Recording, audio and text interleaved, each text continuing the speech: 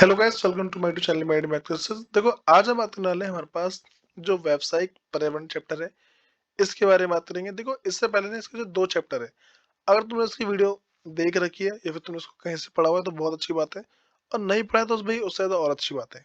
ठीक है? अच्छी बात इसलिए बोल रहा हूँ क्योंकि तुम इस वीडियो को फिर ढंग से देखोगे। ठीक है? चलो शुरू करते हैं। देखो, जो हमारे पास ये चैप्टर है व्यावसायिक पर्यावरण, पहले समझो इस चैप्टर का मतलब क्या होता है। देखो, हम जब भी बिजनेस करते हैं तो बिजनेस करते वक्त हमारे पास क्या है, एक तो होता है इंटरनल फैक्टर। ठीक है? इंटर फैक्टर जो हमारे फर्म के अंदर होते हैं या फिर जो हमारे कंट्रोल में होते हैं, जिसको हम जब चाहे ठीक कर सकते हैं, खराब कर सकते हैं। लेकिन दूसरी बात करते हैं जो मेरे पास है एक्सटर्नल फैक्टर। ठीक है? एक्सटर्नल फैक्टर ऐसे होते हैं जो हमारे कंट्रोल में नहीं है। तो हम इसमें दो ही चीज के बारे में पढ़ेंगे। ठीक है? तो बात करते हैं कि व्यावसायिक वातावरण की विशेषता क्या क्या होती है। ठीक है? सबसे पहला, बाह्य शक्ति का समग्रता। ठीक है? इसमें क्या होता है, जो व्यावसायिक वातावरण की बात चलते हैं तो इसमें ज्यादातर हमेशा बाहरी शक्ति होती है जो हमारे कंट्रोल में नहीं होती है। दूसरा, विशिष्ट एवं साधारण शक्ति। ठीक है? और इसमें हमेशा होता क्या है कि दो तरह की शक्ति देखते हैं। एक होते हैं विशिष्ट शक्ति, ऐसे जो हमारे मान लो कि निवेशक हो गए, ठीक है, ग्राहक हो गए। और प्रतियोगी प्रतियोगी वो व्यक्ति होते हैं जो हमारा ही तरह का बिजनेस खोल के बैठे हुए हैं। दूसरा, आपूर्तिकर्ता, जो मेरा सप्लायर है वो। ठीक है? ये सारे लोग क्या करते हैं कि हमें प्रत्यक्ष रूप से प्रभावित कर सकते हैं। कैसे? निवेशक अगर अपना पैसा निकाल ले, ग्राहक कहीं और जाना शुरू कर दे, प्रतियोगी जो हमारा प्रतियोगी है वो कहीं और चला जाए। ठीक है? मतलब कि वो हमसे ज्यादा अच्छा परफॉर्मेंस करने लग जाए। और आपूर्ति करता मतलब कि वो लोग जो मेरे को माल सप्लाई करता है, अगर ये सब बिगड़ते हैं तो हमारा काम भी क्या है, प्रभावित हो सकता है। ठीक है? और दूसरी बात करें जो साधारण शक्तियां हैं। ठीक है? एक तो ये विशिष्ट शक्ति है, दूसरे में साधारण शक्ति। इसमें सामाजिक जो समाज है, राजनीति, कानूनी और तकनीकी, ये चार की चार चीज के अंदर आती है। ठीक है? अगली बात करते हैं, आंतरिक संबंध क्या होता है।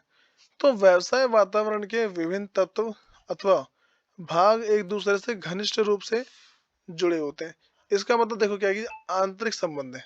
आंतरिक संबंध का मतलब होता है कि जो भी हमारा प्रबंध है, ठीक है, या फिर ये मान लो कि और जो हमारा बिजनेस है, प्रबंध और जो बिजनेस है, इन दोनों में क्या हमेशा आंतरिक संबंध होता है। ठीक है? एक चीज में बदलाव आने पे दूसरे चीज में जरूर बदलाव आता ही आता है।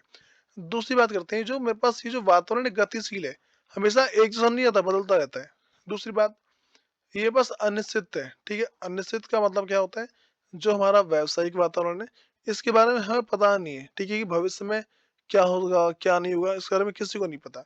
दूसरा, बस जटिल है, बहुत ही कठिन है, इसको पता लगाना या फिर इसको ठीक करना काफी ज्यादा कठिन माना जाता है। ठीक है? दूसरी बात, तुलनात्मक, उसको बोलते हैं तुलनात्मकता। ठीक? इसमें क्या होता है कि हमारे देश में किस चीज की, मान लो किस चीज की मांग ज्यादा होगी, किस चीज की मांग कम होगी, इन सभी बातों को तुलनात्मकता के अंदर देखा जाता है। अगली बात करते हैं, व्यावसायिक पर्यावरण का महत्व। तो उससे मैं कहता हूँ, जब भी हम पढ़ते हैं महत्व के बारे में, तो इसका मतलब ये होता है कि हम इसको क्यों पढ़ रहे हैं। तो वही मेरे पास है कि व्यावसायिक पर्यावरण का महत्व, पहला, अवसरों की पहचान करने एवं पहल के लाभ कमाने के लिए।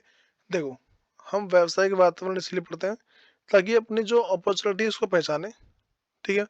जो भी हमारे पास एक तरीके से हमारा जो जो हमें मौका मिल रहा है, उसको पहचानो और सबसे पहले उस मौके में खुद कूद जाओ। ठीक है? दूसरी बात, खतरों की पहचान एवं समय से पहले चेतावनी में सहायक। ठीक? जो जिस व्यक्ति को या जिस प्रबंधक को व्यावसायिक पर्यावरण के बारे में ज्ञान होता है, ठीक है, होता ऐसा है कि वो जितनी भी उसको समस्या है वो सारे सारे तुरंत पहचान जाता है। ठीक है? ये फिर मानो कि समय आने से पहले, थोड़ा सा पहले जरूर समझ जाता है कि हमें सरकार ये पॉलिसी लाने वाली है, ये करने वाली है, वो करने वाली है। सारा सारा वो जल्दी समझ जाता है। अगली बात करते हैं, उपयोगी संसाधन का दोहन। ठीक है? इसका मतलब होता है, पर्यावरण हमें बताता है कि जो भी हमारे उपयोगी संसाधन है, ठीक है, उन सबका उपयोग इस तरीके से किया जाए कि किसी प्रकार की बर्बादी ना हो। ठीक? अगली बात करते हैं, तीव्रता से हो रहे परिवर्तन का सामना करना। व्यावसायिक वातावरण हमें ये भी बताता है कि जो भी ये जो बहुत तेजी से परिवर्तन हो रहा है, ठीक है, इन सब से हमें कैसे बचना है। अगली बात, नियोजन एवं नीति निर्धारण में सहायक है। जो व्यावसायिक वातावरण है, वो इस चीज में भी हेल्प करता है कि अगर मेरे को कोई सी नीति बनानी है तो उस नीति में क्या क्या रखना चाहिए और क्या क्या नहीं रखना चाहिए। ठीक है? ये सारा इसी के अंदर आता है। अगली बात करते हैं, निष्पादन में सुधार। इसको बोलते हैं कि बेटर परफॉर्मेंस। व्यावसायिक वातावरण हमें इस प्रकार से बनाता है कि हम दीर्घकाल में अपने व्यवसाय को अच्छे से चला पाते हैं और अच्छा खासा प्रॉफिट कमाते हैं। अब सुनो, व्यावसायिक वातावरण के आयाम क्या है, ठीक है, इसके डायमेंशन क्या है, इसके पार्ट क्या है। पहला, आर्थिक वातावरण। आर्थिक वातावरण के अंदर वो सारी चीजें आती हैं जो हमारे, ये मान लो कि हमें पैसों के रूप से प्रभावित करती है। जैसे ब्याज की दर हो गई, हमने कैसे लोन लिया, ब्याज की दर बढ़ गई, घट गई। मूल्य वृद्धि दर, लोगों की आय, ठीक है, या फिर लोगों द्वारा किया गया खर्चा, ये सारा सारा इसके अंदर आता है। अगली बात, सामाजिक पर्यावरण, ठीक है, इसमें हमारे देश के अंदर अलग अलग रीति रिवाज, अलग अलग जाति धर्म, ये सारे के सारे इसके अंदर आते हैं, ठीक है। अब सुनो, अगली बात मेरे पास है, इसको बोलते हैं प्रौद्योगिकी पर्यावरण, ठीक है, इसको बोलते हैं टेक्नोलॉजिकल इन्वायरमेंट। हमारे देश में ऐसा होता है, फिर किसी भी कंट्री में क्या होता है, फिर पूरी दुनिया में क्या हो रहा है, टेक्नोलॉजी इतनी तेजी से बदल रही है कि इसको कोई ग्रैब नहीं कर पा, कोई उसको पकड़ ही नहीं पा रहा, ठीक। अगली बात मेरे पास है राजनीतिक पर्यावरण, ठीक है, ये प्रभावित कैसे होता है। देखो, अगर हम अपने देश के अंदर अलग अलग चीजें इस तरीके से चला रहे हैं कि सारा का सारा काम मान लो कि एक एक वे में हो, ठीक है, और ये सारा सारा क्या है कि सरकार के कंट्रोल में होता है हमेशा। एक देश के अंदर जो भी कार्य चल रहे होते हैं, वो सारे सारे कार्य सरकार के कंट्रोल में होता है, और इसी सरकार के कंट्रोल को बोलते हैं राजनीतिक वातावरण। अगली बात करते हैं विधिक पर्यावरण, जिसको बोलते हैं लीगल इन्वायरमेंट। हम जब भी कोई काम कर रहे हैं तो वो हमेशा लीगली होना चाहिए, ताकि हमें आगे बाद में आकर दिक्कत ना हो। अगली बात करते हैं भारत में आर्थिक पर्यावरण, ठीक है। तो हमारे पास क्या तीन चीज था, LPG, ठीक है, लिबरलाइजेशन, इसको बोलते हैं उदारीकरण, ठीक है, निजीकरण, प्राइवेटाइजेशन, और अगला हमारे पास है ग्लोबलाइजेशन, ठीक है, वैश्वीकरण। क्या बोलते हैं इसको, वैश्वीकरण या फिर ग्लोबलाइजेशन, ये बोला जाता है इसको। अब देखो करना कैसे, उदारीकरण का मतलब क्या है। भारत देश के अंदर उदारीकरण इसलिए लाया गया था ताकि जो भी है बस लाइसेंस वगैरह है, लाइसेंस जो या फिर जो कोई परमिट वगैरह है, वो सारे के सारे क्या हटा दिए जाए, ठीक है।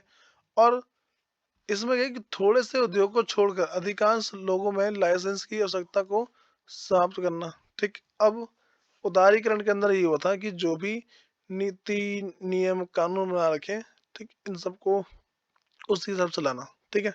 अब सुनो, निजीकरण क्या तरह क्या, निजीकरण में क्या है कि अधिकतर जो भी संस्थाएं हैं वो सारे सारे क्या है प्राइवेट कंपनी के हाथ में आ गई। अगला मेरे पास इसको वैश्वीकरण। देखो, वैश्वीकरण का मतलब क्या है, जो भी संसाधन है उन सबको हम अंतर्राष्ट्रीय स्तर पर उपयोग कर सकते हैं, ठीक है, ये सारा इसके अंदर आता है।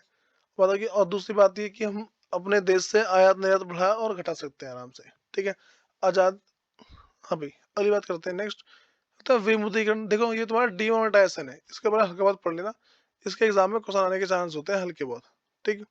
नेक्स्ट मेरे पास है कि व्यवसाय एवं उद्योग पर सरकारी नीतियों में परिवर्तन का प्रभाव। कह रहे कि जो व्यवसाय है, कोई सा भी जो बिजनेस है, ठीक है, और जो उद्योग है, इन्हें सरकारी नीतियों में बदलाव होने पे इस पर प्रभाव क्या क्या पड़ता है। पहला, प्रतियोगिता में वृद्धि। देखो क्या होता है इसमें, हमारे देश में मतलब उसी मार्केट में क्या है, एक नया कॉम्पिटिटर आ जाता है, ठीक है। दूसरा, अधिक अपेक्षा रखने वाले ग्राहक। और जब हमारे पास ऐसा हो जाए कि मार्केट के अंदर कंपटीशन है, तो अब क्या होगा, अगर एक इंसान है, जैसे मैं तुम्हें इसका मतलब समझा रहा हूँ क्या होता है।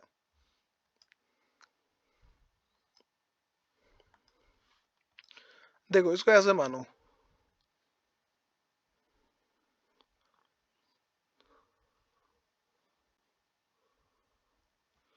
देखो सपोज कर लो मैं तुमसे बोल रहा हूँ कि पहले सिर्फ एक दुकान थी, ठीक है, ये पूरे मार्केट के लोगों को खिलाता था, ठीक है। अब क्या हुआ, दो दुकान हो गई, तो इसके कुछ ना कुछ कस्टमर यहाँ पे जरूर आएंगे। अब मान लो कि चार पांच दुकान हो गई, तो जितने इनके कस्टमर है, ठीक है, ये सारे नॉर्मली क्या बढ़ते हैं। और इससे क्या होता है, हर एक अगला इंसान इंसान चाहता है, ये जो उत्पादक है, हर एक अगला उत्पादक चाहता है कि भाई मैं और अच्छी फैसिलिटी दूं ताकि मेरे पास लोग हैं, और अच्छी फैसिलिटी दूं ताकि मेरे पास लोग हैं। तो यही सारी सारी चीज है। हाँ भाई, मेरे पास अगला है प्रौद्योगिकी तकनीक की पर्यावरण में तेजी से परिवर्तन। हम जब भी पढ़ते हैं कि भाई व्यवसाय एवं उद्योग पर सरकारी नीति के क्या प्रभाव है, तो जो प्रौद्योगिकी है, फिर जो तकनीकी है, इन सब की वजह से भी मतलब ये सारे क्या प्रभावित आराम से हो जाते हैं। अगली बात करते हैं कि परिवर्तन की आवश्यकता। देखो, हम टॉपिक पढ़ रहे हैं कि व्यवसाय एवं औद्योगिक पर सरकारी नीति के प्रभाव क्या-क्या है। तो बात करते हैं कि परिवर्तन की आवश्यकता, ठीक है? नेसेसिटी फॉर चेंज है। मतलब हमें लगता है ना कि हमें कुछ भी अगर हमें परिवर्तन की ज़रूरत है, तो हम उसको अपने हिसाब से क्या है कि चला पाते हैं। अगली बात हमारे पास है कि मानव संसाधन के विकास की आवश्यकता, ठीक है? जो मानव संसाधन है, उसमें विकास की एक तरीके से मान लो कि क्या ज़रूरत क्या पड़ी है, ठीक है? नेक्स्ट हमारे पास है बाज़ार अभिविन्यास, ठीक बोलते हैं मार्केट ओरिएंटेशन, ठीक? हम टॉपिक पढ़ रहे हैं कि राजनीति के क्या प्रभाव है। तो जो हमारा बाज़ार है, ठीक है? उसमें भी क्या है माँग और पूर्ति की शक्तियों के द्वारा किसी वस्तु की जो कीमत है, वो घटती-बढ़ती रहती है, तो बोल सकते हैं कि बाज़ार भी ना प्रभावित होता है, ठीक? और लास्ट में बस वही है कि जो भी सार्वजनिक बजट है, ठीक है? इन सब में हल्का बहुत समर्थन का अभाव तो आता है, मतलब जो समर्थन की कमी ज़रूर आ जाती है। अब सुनो, देखो हमें अगली बात क्या समझनी है। तो मैं इसे बहुत ही प्यारी बताता हूँ, ये जो चैप्टर था ना, ये तुम्हारा 4 मार्क्स से लेके 5 मार्क्स तक का चैप्टर है, ठीक है? और इसका वही दोबारा बता रहा हूँ कि तुम्हें पहले इसकी वीडियो देखनी है, ठीक है? वीडियो देखने के बाद तुम्हें करना क्या है, इसके जो भी एक तरीके से मान लो ये जो वीडियो के नोट्स हैं, ठीक है? इसे याद करो, इसे याद करने के बाद जो तुम्हें अगला करना है, इसके जितने भी केस है, उसे ट्राई मारो, ठीक? अगर तुम इतना करते हो, तो आराम से हो तुम 80 मार्क्स में ना ऑन एवरेज 60 मार्क्स तो हँसते हुए ले आओगे। फिर मिलते हैं इसकी नेक्स्ट वीडियो में, धन्यवाद।